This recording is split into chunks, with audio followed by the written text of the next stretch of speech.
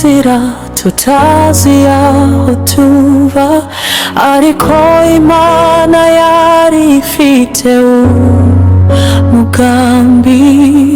Yaduhuje mu rukundo rudasanzwe, ruruta ayo twari tumenyereye. Nabonye muri wowe impano y'Imana, umutima wanjye uratuje iyo ndi hafi yawe.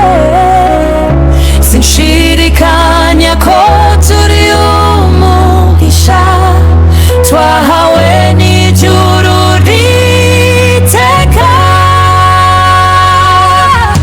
Imana yaduhaye urukundo rurashira rutajegajega, tuzarurinda uko bwije n'uko bukeye, kuko ari impano yera iva ku Mana.